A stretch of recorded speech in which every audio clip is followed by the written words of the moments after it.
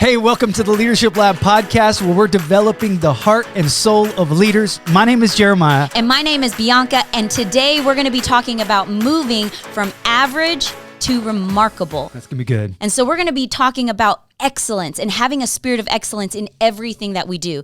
Just this past week, we took our family out for breakfast, and it was a great time. But our daughter ordered some bacon, and when they brought out the bacon, it was the most burnt, fragile bacon I have ever seen. I didn't even know bacon could be in that state. I mean, you just looking at it, the first time my eyes looked at it, I was like, whoa, that bacon is burnt. Like, you could touch it and it would just disintegrate.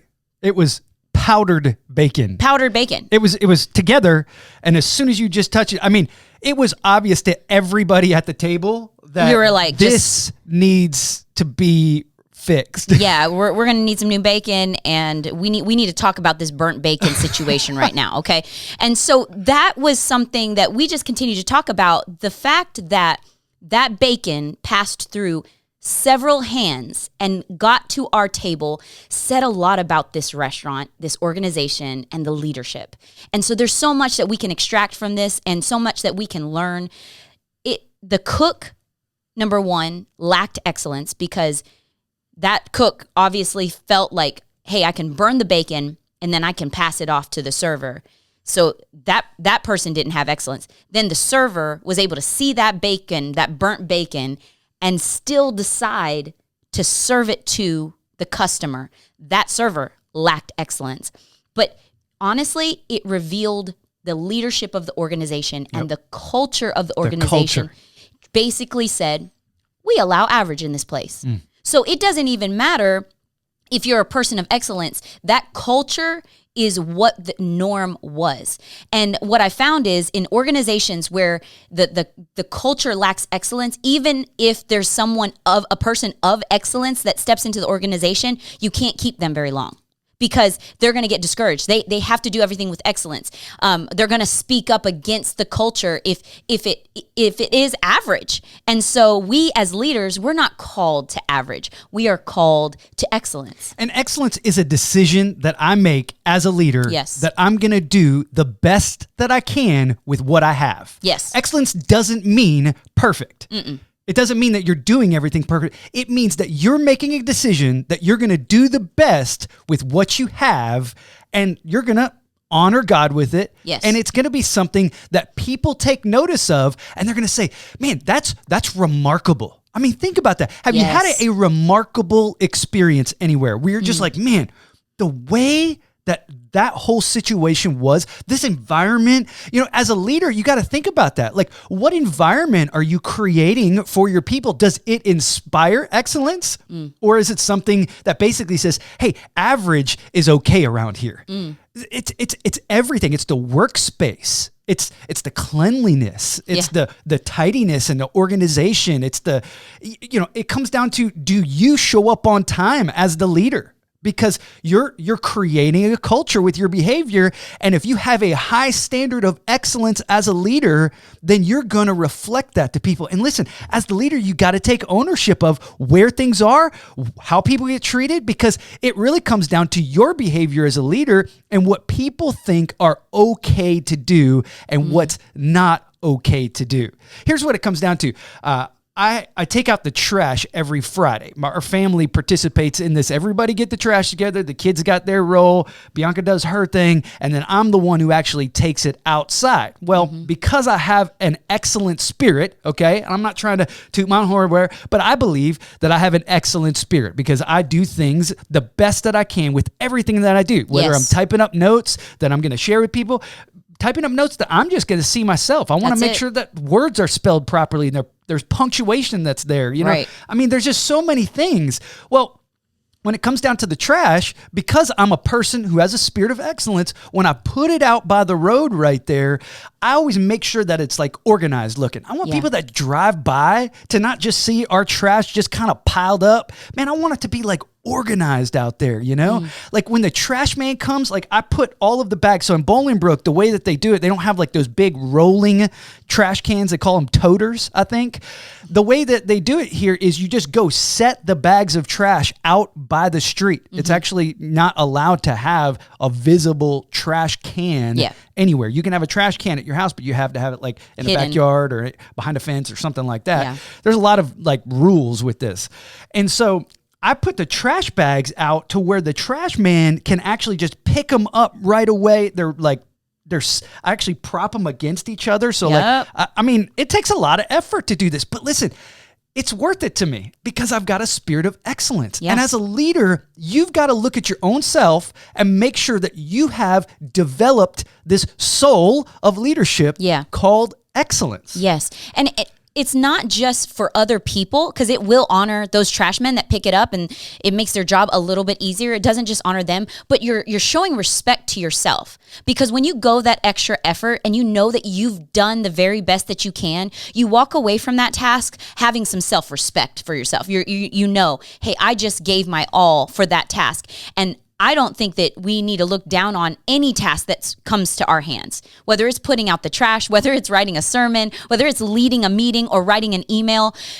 Knowing that we've given our very, very best honors others, but it honors our own life. I mean, I'm just thinking about the trash and how you doing that honors our neighbors as well. We have several neighbors, and one thing that I've noticed is that, man, when they set it up, there's one neighbor to our right. When they set it up, man, they line it up so perfectly. When they have the extra, like, what do you call it? Like the leaves and all of that extra foliage and stuff that they're putting it out. They roll up their bag nice. I mean, it is super organized. And I feel honored by that. Not that they're doing it for me, but I feel honored because I'm like, when I look at that, I'm like, wow, that they really take care of, and they go the extra mile to do that. The extra mile. The extra mile. What does that mean? Well, Jesus said, if someone forces you to go 1 mile, go with them 2. Because in that time, the Roman soldiers could just talk to a citizen and say, hey, carry my gear for me. And you were forced to do it. And so Jesus is saying, hey, if you're asked to do 1 mile, just offer to do 2. Go that extra mile. Why? Because we are people that are called to have a spirit of excellence about us. So good. It's a powerful, it's an attitude, it's a mindset, it's a position where you're not forcing me to do 1 mile. I'm giving you 2 miles. It's this generous spirit. And Jesus himself had that. And he served us. He modeled that spirit of excellence. He did nothing just half-heartedly. Everything he did with all of his heart. And that's what we're called to. That's really the heart behind it, is saying, hey, whatever it is I choose to do, I'm going to do with everything that I have. I'm going to give all the energy I have to getting that whatever task done. And watch how it just impacts so many people. The Bible even talks about you can either be hot or cold, you know, but lukewarm, that's not the place to be. So the best thing is to be hot, passionate, fiery, motivated, everything. I'm gonna wash these dishes and I'm gonna do them right. You know, it's this spirit. The next best thing is cold, not in between, not just like, you know, that's not the life. That's average. The lukewarm place is average, and we're not called to that. And listen, this is found throughout Scripture. Yeah. Paul the Apostle said it in Colossians chapter 3, verse 24. He said, whatever you do, work at it with all your heart as working for the Lord, not for men. And when you do that, men are going to be impacted. Men and women are going to be impacted by that. Yeah. It's even found in the Old Testament. About a decade ago, our pastor, Dave Devine, amazing man of God. We owe so much of who we are, especially in this area, to him because he had such a high level of excellence. Well, he taught our church from the story where Abraham's servant is going to go find a wife for Isaac. And he travels to the place where these people are that he's going to select this woman from. And when he gets there, he encounters who is going to soon be Isaac's spouse. Her name is Rebecca. And he says, could you give me some water? And she says, yes, I'll get it for you. And she gets by this well and stuff like that, gets him some water. And she says, and then I'm going to water your camels too. And Pastor Dave called this message, and then some. It was such a revolutionary idea for us because it really built that in us. The idea that she went the extra mile, she went the and then some to bring this excellence to the servant was why she was selected. It's why she was a part of the lineage of Jesus. I mean, think about the impact that having this excellence. Well, here's what's so impactful about the story is that to water camels, it would have taken several hours to accomplish this task. So it wasn't like she just said, hey, yeah, I'll just, turn on the faucet and just make this happen. She had to dip down the thing in there, and camels, because they store the water in their humps on their back and stuff like that, they consume a ton of water to make these journeys in the deserts. And so what happened was, she had this spirit about her, this excellent spirit that said, I'm not just going to do this little thing. I'm going to go the extra. And listen, that's what sets organizations, churches apart as just something that is energizing. It's fiery. Yes. It's something that creates passion. Yes. And so as a leader, when you're leading your team, what you've got to do is you've got to instill this character quality of an excellent spirit so that people are motivated to do the extra, to go that extra mile, to create that extra experience. And it pays off so much. It's hard work on the front side, but on the back side, you create so much energy as a leader. And here's the thing about Rebecca. She could have easily said, yes, I'll give you some water.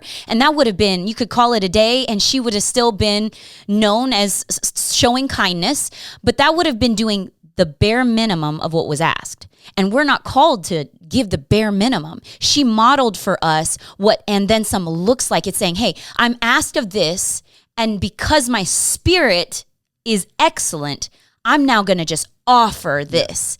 And that's what we have to look at. When we bring ourselves into our jobs, in our homes, we've got to ask ourselves, what's the extra that I'm given? Am I seated at my desk saying, oh, it's 4:59, I get to walk out the door in 1 minute? Or am I saying, you know what? I need to say the extra 15, 20, 30 minutes, hour, whatever it takes, because the project has to get done. Maybe it's like, you know what? This extra event is happening in my life. I've got to get up at 4 a.m. because I value getting the job done. I'm a person that doesn't allow balls to be dropped on my watch because I'm just going to do what it takes to do the job well. And that's what we're all called to. And we got to model that. We got to model that for our kids and our spouse and even within the organization. And when we do that, it sets us apart from average. And that's why Rebecca was known and remembered, because she wasn't ordinary. She was remarkable. She lived a remarkable life. And it really does leave an impact. When I go to organizations that they just have a spirit of excellence on them, that's the culture, I leave inspired. Like, there have been multiple moments, and we've dropped this name before, but multiple moments where Chick-fil-A is inspiring me. And I'm learning and growing. There were times where I'd pull through the drive-thru, and once again, this is pre-COVID, and they would hand me my drink, and my straw's already in there, but it's still covered at the top. So all I have to do is lift that little paper, and my drink is ready. It's like they thought of things for me, and then they just did it. Things I would have never even thought of and expected from a fast food restaurant. They've changed the game for fast food. Listen, fast food has been known for just quick service, not necessarily great service.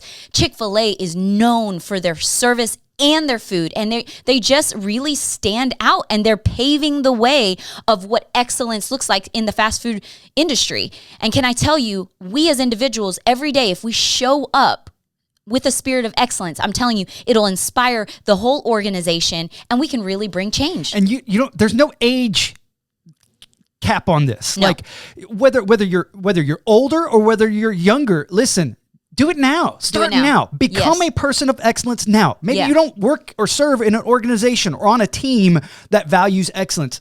You bring it. Yeah. Bring it every day. Bring it with you. Put it on. Say, I'm going to do this. There's a phrase in our culture right now when somebody is high maintenance, they're extra, right? I mean, that person just is so extra.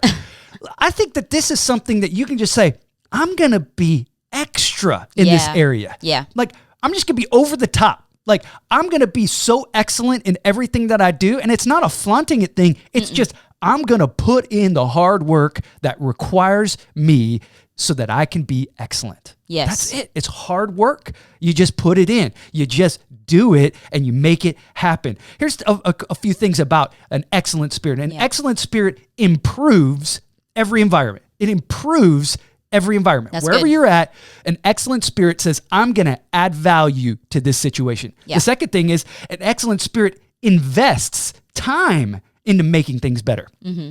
So you're not only going to improve things, but you're going to invest time in making it better. And the third thing is an excellent spirit inspires others to follow their example. So you're inspiring other people. The way that you carry yourself, well, some people are going to get envious, jealous. They're going to take offense to it. Come on, somebody. That's okay. I've heard it said before that excellence exposes the mediocrity of the average. That's it.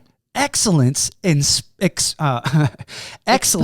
exposes the mediocrity of the average. Yeah, and it shows up even the way that you dress. Even not that we care about how people think of us, but you know what? I want to honor people that are in my presence, so I'm gonna get dressed for the day. When I go into meetings, I look at my day and say, okay, what am I walking into? And that really determines how I'm gonna dress for the day. But regardless of what kind of outfit I have, it's gonna be with a spirit of excellence because I want to honor people that are in my presence. I mean, it really just does everything from taking out the trash to preaching a sermon on Sunday. I mean, just excellence needs to show up in every area. So we're going to talk about how to develop a soul of excellence. 3 really quick things. The first one is recognize that excellence honors God. So we honor each other, we honor our lives, but most importantly, it honors God. I want to live a life that's honoring to my Creator. He has blessed me with so much, and when I do everything that He places in my hands with excellence, I know that I'm worshiping Him through that. The second thing is